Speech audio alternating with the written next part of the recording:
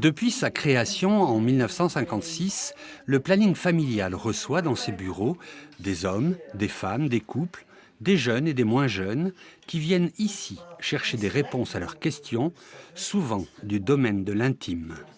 On essaie de répondre au mieux à leurs préoccupations et faire que quand ils sortent, ils se sentent un peu plus légers parce que parfois ces questions sont un peu lourdes et difficiles à porter. Donc il est bien de pouvoir les partager avec d'autres personnes, d'autres femmes, d'autres hommes, pour les relativiser et pouvoir partir d'un meilleur pied dans le cadre d'une relation ou dans le cadre de sa vie, tout simplement.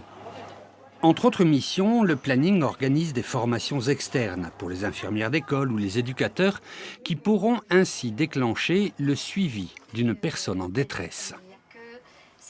Comment je peux, moi, être plus réceptive à ces questions? Comment je peux ouvrir les yeux sur ces questions de sexualité, ces questions de violence, ces questions aussi d'homophobie, enfin, vous voyez, toutes ces questions-là, et à la fois rester dans mon rôle, c'est-à-dire ne pas outrepasser mon rôle et travailler sur les questions de réseau, parce que c'est fondamental, c'est-à-dire il y a des choses que moi je peux faire, mais il y a des choses que je ne peux pas faire et qui relèvent d'autres professionnels que je connais et vers qui je réfère ces personnes-là. Des enfants, des jeunes et des personnes âgées, bien sûr. La sexualité n'a pas d'âge et bien souvent, les maisons de retraite voient se nouer des histoires d'amour. C'est un lieu de rencontre, c'est des lieux de rencontre où effectivement des gens retombent amoureux. On peut tomber amoureux à 84 ans, à 100 ans, à 102 ans.